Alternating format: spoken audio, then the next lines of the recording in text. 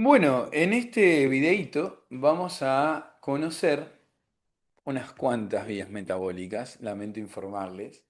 Pero bueno, no vamos a ver todas las reacciones, sino que vamos a ver en las vías metabólicas cuál es el sustrato, cuál es el reactivo de esa vía y cuál o cuáles son los productos de esa vía.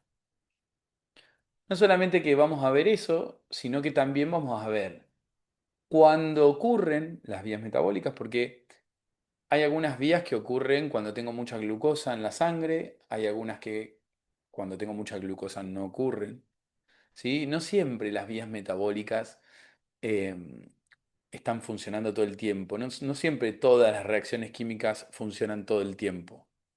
Las reacciones químicas y las vías metabólicas están reguladas. ¿Qué significa eso? Que las controlamos, ¿sí? Las controlamos de diferente manera, no nos vamos a meter mucho en eso, pero sí quiero que entiendan que las vías metabólicas se activan o se estimulan dependiendo de la situación metabólica en la que está nuestro organismo. Las vías metabólicas no ocurren todo el tiempo todas, sino que depende lo que necesito yo, en qué situación está mi organismo. Entonces, vamos a empezar a entender qué vías metabólicas ocurren con los hidratos de carbono, o sea, que involucren a los hidratos de carbono, luego de comer. Cuando nosotros nos alimentamos, y ya lo vimos en el proceso digestivo, por favor repásenlo, pero nosotros, por ejemplo, agarro y me como un plato de arroz con queso, que arroz blanco con queso, que me encanta, o nos comemos una hamburguesa con bastante pan. El almidón que hay en el pan o que tenemos presente en el arroz, lo voy a digerir en el proceso digestivo, como ya hemos visto. De la digestión del almidón obtengo un montón de glucosas que van a ser absorbidas por las células de mi intestino. Cuando las glucosas se absorben, pasan a mi torrente sanguíneo y lo que hacen es aumentar la concentración de glucosa en la sangre. ¿Qué es lo que llamamos glucemia? ¿Sí? La concentración de glucosa en la sangre es lo que llamamos glucemia. Ahora, en esta situación, el páncreas se da cuenta que hay mucha glucosa en la sangre y va a producir y liberar una hormona que es la insulina. La insulina es una hormona que es una proteína, pero es una hormona. Las hormonas llevan mensajes en nuestro cuerpo a las diferentes células. ¿Cuál es el mensaje de la insulina? Es, hey, fíjate porque está lleno de glucosa en la sangre. La insulina nos dice eso, che, hagamos algo con la glucosa, ¿ah? Porque está lleno de glucosa. ¿Qué vamos a hacer con esa glucosa que tenemos? Eso nos dice la insulina. Nos lleva ese mensaje a las diferentes células de mi cuerpo. Lleva un mensaje y te dice, hey, ¿qué hacemos con la glucosa que hay? ¿Qué hacemos con toda la glucosa que entró porque se comió media docena de facturas? ¿O qué hacemos con la glucosa que hay en la sangre porque se clavó un plato de arroz gigante? ¿Sí? Entonces, vamos a trabajar esto que me parece interesante. Primero, vamos a hablar sobre las células del hígado. ¿Qué pasa en el hígado en esta situación? ¿Qué vías se activan en esta situación? ¿Sí? Pero para esto, primero quiero que hablemos de un transportador de glucosa que tienen las células del hígado en su membrana, que es el transportador GLUT2. Un poquito hemos hablado, lo hemos nombrado en la parte de la absorción, luego del proceso digestivo, pero acá lo vamos a nombrar un poco mejor. El transportador GLUT2 permite que la glucosa ingrese a las células del hígado. Las células del hígado que llamamos hepatocitos. El transportador GLUT2 es una proteína que está en la membrana y tiene algo muy interesante y es que su transporte de glucosa depende de la cantidad de glucosa que haya de un lado o del otro. ¿Por qué digo esto? Cuando hay mucha glucosa, entra mucha glucosa. Cuando hay poca glucosa, entra poca glucosa. Depende de la concentración de glucosa, su funcionamiento. Si hay mucha, entra mucha. Si hay poca, entra poca. ¿Sí? Y eso es interesante. La glucosa va a ingresar a las células del hígado. ¿Sí? Voy a escribirlo así queda más prolijito. Lo voy a escribir con blanco también. A ver si podemos ponerlo acá. Ahí está. Tiki. Vamos a poner glucosa. La glucosa entra a las células del hígado. ¿Qué podemos hacer con esa glucosa? O sea, ¿qué pueden hacer las células del hígado con esa glucosa? Bueno, esa glucosa va a ingresar en diferentes vías metabólicas. Pero la idea del hígado es, che, ya que está acá esta glucosa, vamos a hacer la energía. Vamos a utilizar esta glucosa para producir energía. ¿Cómo? Y vamos a producir moléculas de ATP y moléculas de NADH, moléculas de FADH2, como ya hemos visto. ¿Sí? Vamos a meter esta glucosa en el catabolismo. Vamos a destruirla. Vamos a romperla toda para hacer energía. Entonces, la primer vía metabólica es una vía que que es la glucólisis. La glucosa, a través de 10 reacciones químicas, se va a transformar en el citoplasma de las células del hígado en dos moléculas de piruvato. Esta vía metabólica, que ya la nombramos previamente y que se llama glucólisis. ¿Ok? Vamos a ponerle acá, si quieren, más chiquitito y con otro color el nombre de la vía para que les quede ya grabadito acá. Muy bien. La glucólisis, allá. La glucólisis es esta vía metabólica que ocurre en el citoplasma de todas las células de mi cuerpo. En el citoplasma o citosol, como le quieran decir, ocurre la glucólisis, que es esta vía metabólica donde la glucosa se transforma en dos moléculas de piruvato y además de eso se producen dos moléculas de ATP y se producen dos moléculas de NADH. ¿Sí? Ese piruvato, ¿qué vamos a hacer con ese piruvato ahora? Bueno, ese piruvato va a tener la capacidad de ingresar en las mitocondrias de las células del hígado. ¿Sí? Entonces el piruvato va a atravesar las membranas de la mitocondria. Recuerden que las mitocondrias tienen dos membranas, el piruvato puede atravesarlas. Y una vez que está en el interior de la mitocondria, al piruvato, voy a poner uno solo, pero entran los dos, ¿no? Eso espero que se entienda. El piruvato va a ser transformado en otra molécula. El piruvato va a ser transformado en una molécula que se llama acetil-CoA. Bueno, me quedó chiquitito, acetil-CoA. Y me quedó en otro color. Vamos a ver si lo podemos cambiar. Perfecto, creo que ahí está. Muy bien. El acetil-CoA es una molécula muy importante porque a partir de ella voy a seguir produciendo energía y se genera cuando el piruvato entra a la mitocondria. Una vez que el piruvato entra a la mitocondria, es transformado en acetil-CoA. ¿Cómo sucede esto? Bueno, porque al piruvato lo rompemos, le sacamos un carbono que se libera en forma de dióxido de carbono y también en esta reacción química se produce una molécula de NADH. ¿Sí? Es importante, la voy a poner del otro lado para que quede más prolijo, pero es importante que entiendan que en esta reacción también se produce NADH. ¿Sí? Recuerden que los NADH son los colectivos de electrones, ¿sí? Que ahora vamos a ver a dónde van, porque ¿para qué tanto colectivo si después no lo uso para nada? No, lo vamos a usar, no se preocupen. Entonces, la glucosa, a través de esta vía metabólica que se llama glucólisis, se transforma en dos piruvatos.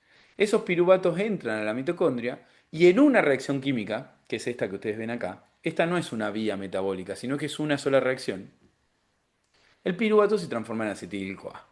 ¿Sí? ¿Qué hacemos ahora con este acetil-CoA? Yo lo que quiero hacer es romper todo y obtener energía. Entonces quiero seguir rompiéndolo. Quiero seguir rompiendo el acetil-CoA. Quiero seguir rompiendo todo. Entonces ese acetil-CoA va a entrar en otra vía metabólica, que en este caso es una vía cíclica. Quiere decir que eh, empezamos con una molécula y volvemos a formar la misma. No importa tanto, pero sí que es una vía cíclica si quieren. Y por eso se llama ciclo de Krebs. En esta vía metabólica, que es el ciclo de Krebs, que sucede dentro de las mitocondrias de las células, ¿sí? Esta vía metabólica, si no me equivoco, son 8 reacciones químicas por las cuales el acetil-CoA se termina de romper. El acetil-CoA tiene dos carbonos y los vamos a romper y vamos a liberar y vamos a producir dos moléculas de dióxido de carbono, de CO2. El dióxido de carbono tiene un carbono y dos oxígenos. ¿Sí? Eh, lo que sucede acá en el ciclo de Krebs es que terminamos de romper el acetil-CoA, lo terminamos de romper y lo transformo en dos dióxidos de carbono. Lo interesante es que durante el ciclo de Krebs se producen un montón de moléculas que transportan electrones, porque se producen 3 NADH y además se produce un FADH2. Y además se produce una molécula de ATP. Fíjense la cantidad de colectivos de electrones que se producen en estas vías metabólicas. En la glucólisis, en el ciclo de Krebs, ¿sí? En la transformación de piruvato en acetil-CoA, que si bien no es una vía metabólica propiamente dicha, porque es solo una reacción química, también se produce NADH. Estoy produciendo un montón de colectivos de electrones. Perfecto. ¿Quieren que les ponga ciclo de Krebs? Control C, control V. Acá le vamos a poner el nombre por si, para que les quede en el videíto. Ciclo de Krebs. Perfecto. Muy bien. Espero que hasta acá vayan entendiendo qué es lo que va pasando. Ok, yo comí un poco de arroz, digerí el almidón, se metió a mi sangre la glucosa, esa glucosa entró a las células del intestino y la estoy usando como energía. Primero en la glucólisis, para obtener dos piruvatos, los piruvatos se metieron en la mitocondria. Los usé para obtener otra molécula diferente, que es el acetil-CoA, y luego ese acetil-CoA lo terminé de romper en este catabolismo que está sucediendo y lo transformé en dióxido de carbono. Durante todo este camino, durante todo este proceso metabólico, obtuve un montón de moléculas transportadoras de electrones y también obtuve bastante ATP, ¿sí?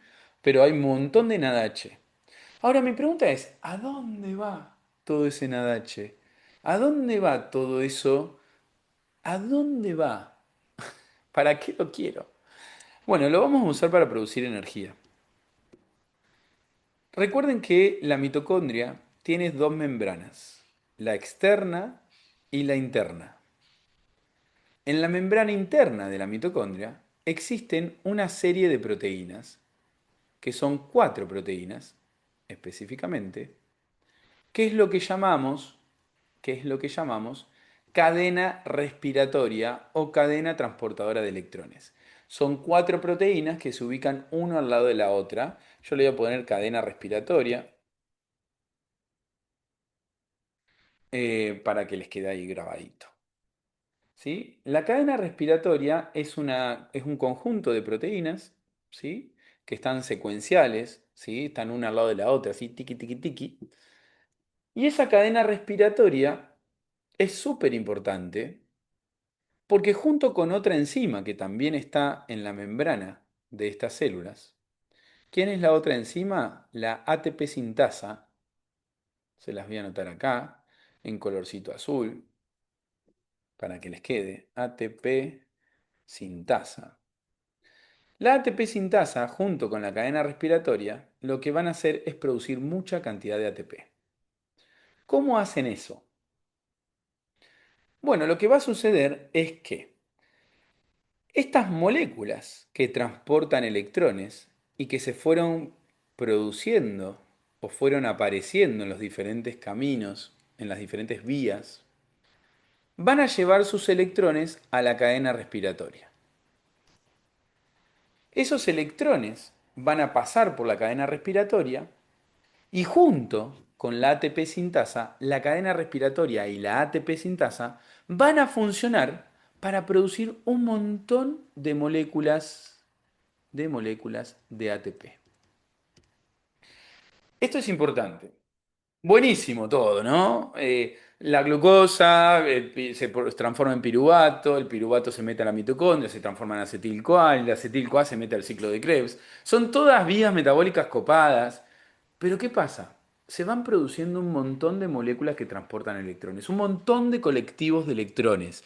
¿Que a dónde van a ir esos colectivos? A la cadena respiratoria y le van a dejar los electrones ahí.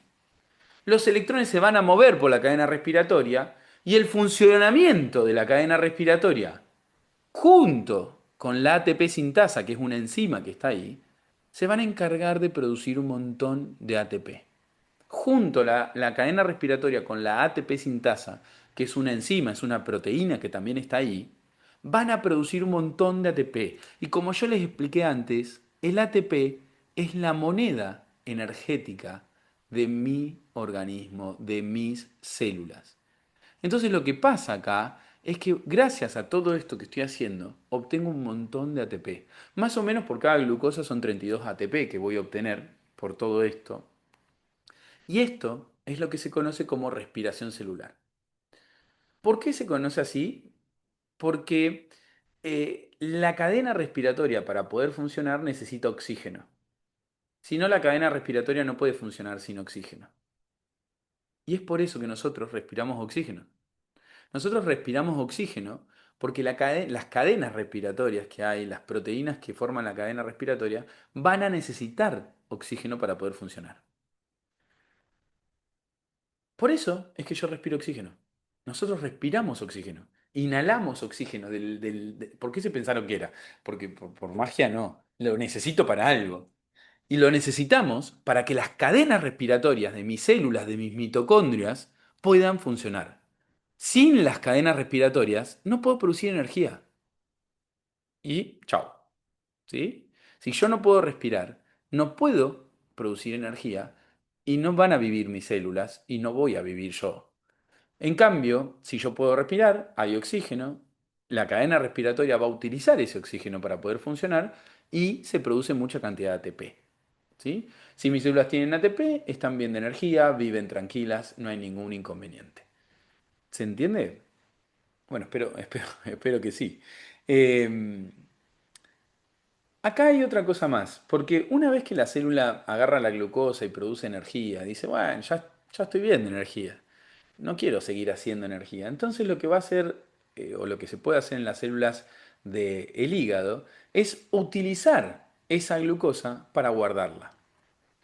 ¿Cómo podemos guardar la glucosa? Por otra vía metabólica que permite que generemos lo que llamamos glucógeno. Ahí lo pongo en blanco para que quede todo parejito. El glucógeno, como como ya lo vieron y espero que se acuerden, el glucógeno es una molécula que puede producir las células del hígado, también las del músculo, ahora lo vamos a ver, pero el glucógeno es una forma de guardar glucosa para cuando yo lo necesite. Hay una vía metabólica, hay una serie de reacciones químicas que me permiten, a partir de la glucosa, obtener glucógeno en el citoplasma de las células. Y esa vía metabólica se denomina glucogenogénesis. Se lo voy a copiar acá al lado. Glucogenogénesis es la vía metabólica que permite que nosotros, a partir de la glucosa que tengo y que entró a las células, entraron a las células del hígado, podamos producir glucógeno y guardar esa glucosa que tengo de sobra para cuando la necesite, que la vamos a necesitar, ya lo van a ver. Hay momentos en los que necesitamos la glucosa que tenemos guardada. Es como si ustedes tienen hambre y van a la heladera. Bueno, algo así pasa acá. Cuando la célula del hígado necesite glucosa, la va a agarrar del glucógeno, lo va a romper y listo, obtiene glucosas. Entonces fíjense que hay dos caminos posibles acá para la glucosa. Uno es romperla y obtener energía, que sería todo ese camino que llamamos respiración celular, la glucólisis, la transformación de piruvato en acetil-CoA, el ciclo de Krebs, que es otra vía metabólica muy importante. y la cadena respiratoria junto con la ATP sintasa. Eso es una forma, un camino metabólico para obtener energía a partir de la glucosa. Otro camino metabólico es, bueno, ok, tengo glucosa, vamos a guardarlo. Y lo guardan. Entonces mis células de mi hígado, cuando yo como un plato de arroz, cuando me clavo una hamburguesa con bastante pan, van a tener energía con esa glucosa y también van a tener guardado glucógeno para cuando sea necesario. ¿Ok? Muy bien, vamos a ver ahora qué sucede en esta situación, pero en las células musculares, ¿sí? En el músculo. Las células del músculo tienen un transportador de glucosa que es diferente al de las células del hígado. Las células del músculo tienen guardado en su interior unas proteínas que son transportadores de glucosa también, pero no son el GLUT2, sino que son el GLUT4. Lo que tiene de interesante el GLUT4 es que cuando aumenta la cantidad de insulina que hay en la sangre, la insulina hace que estos transportadores GLUT4 se dirijan a la membrana de las células. Entonces la membrana de las células del músculo se llenan de transportadores de glucosa y permite que un montón de glucosa entre hacia el interior de estas células. ¿Y qué? Las células del músculo, entonces, adentro de las células del músculo, va a aparecer un montón de glucosa que ahora vamos a ver para qué las vamos a utilizar. ¿Sí? Les adelanto esto para lo mismo que vimos en el hígado. La glucosa puede ser utilizada como fuente de energía por el músculo o puede ser utilizada para guardarla en forma de glucógeno. Se sucede exactamente lo mismo. Si yo quiero utilizar esta glucosa como fuente de energía, lo primero que tiene que suceder es que la glucosa se transforme en dos moléculas de piruvato a través de esa vía metabólica que llamamos glucólisis. Eso sucede en el citoplasma de las células, ¿sí? En el citosol de las células. Luego, ese piruvato puede ingresar, vamos a hacer acá la doble membrana de la mitocondria, esos piruvatos pueden ingresar a las mitocondrias. Y una vez en el interior de la mitocondria, ese piruvato va a ser transformado en moléculas de acetil-CoA. Vamos a copiar acá. Le estoy copiando todo de vuelta para que recuerden, ¿no? Recuerden también que en la glucólisis se generan 2 ATP y 2 NADH también. Me queda medio juntito acá, pero bueno. Y cuando se genera cuando se genera acetil-CoA a partir del piruvato en las mitocondrias, se genera una molécula de dióxido de carbono y una molécula también de NADH. Esto es importante porque después todas esas moléculas que transportan electrones van a ir a la cadena respiratoria. Entonces es importante. El acetil-CoA, como vimos previamente, ingresa en otra vía metabólica que es conocida como el ciclo de Krebs. ¿Sí? Muy bien. El ciclo de Krebs lo que va a hacer es transformar ese acetil-CoA, terminar de romperlo y transformarlo en dos moléculas de dióxido de carbono. ¿Sí? Dos moléculas de dióxido de carbono. Ahora, además de esas moléculas de dióxido de carbono, en el ciclo de Krebs se producen moléculas transportadoras de electrones como el NADH, se producen tres NADH, y se produce un FADH2. Todas esas moléculas que transportan electrones, no solamente las que se producen en el ciclo de Krebs, sino también las que se producen en el resto de las reacciones químicas, van a ir a la cadena respiratoria que junto con la ATP sintasa, igual que lo que expliqué antes, van a producir muchas moléculas de ATP. Genial, porque de esa manera el músculo tiene mucha energía. El músculo es un tejido muy importante y que su función es contraerse. Y para contraerse necesita mucha energía. Por lo tanto, esto es muy importante en el músculo. Necesita siempre mucho ATP, porque cuando se contrae necesita energía que se la da o se la dan las moléculas de ATP. ¿Sí? Entonces este camino, que es igual al que vimos antes, no dibujé ahí la cadena respiratoria, no me entra más en el dibujo, pero espero que se entienda que el camino este es igual que el que vimos en el hígado, ¿sí? Y al igual que lo que vimos en el hígado, la glucosa puede ser almacenada en las células del músculo como glucógeno a través de esta vía metabólica que se llama glucogenogénesis. Esa vía metabólica ocurre en el citoplasma de las células. Solamente las células del hígado y las células del músculo pueden almacenar glucosa como glucógeno en grandes cantidades, en cantidades que están buenas. Hay situaciones en las que el músculo necesita glucosa y no tiene y degrada el glucógeno. Y lo mismo pasa con el hígado. Hay situaciones en las que el hígado necesita glucosa que no la consigue del torrente sanguíneo y puede degradar ese glucógeno, que es como una forma de almacenar glucosa. Espero que se entienda esto. Recuerden que esto sucede cuando consumimos algún alimento y la glucemia aumenta. La insulina es la hormona que libera el páncreas en esta situación y es la hormona que genera todo esto. Aunque nosotros no lo vimos acá, la insulina le lleva a estas células, a estos tejidos, al hígado, al músculo, le lleva un mensaje. ¿Cuál es el mensaje? Hey, hay glucosa, hagamos algo. Y en estos dos tejidos lo que hacen es el hígado, energía y glucógeno. Y el músculo, energía y glucógeno con esa glucosa que tenemos en el torrente sanguíneo porque nos comimos una hamburguesa con mucho pan, porque nos comimos media docena de facturas o porque nos comimos un plato de arroz con queso.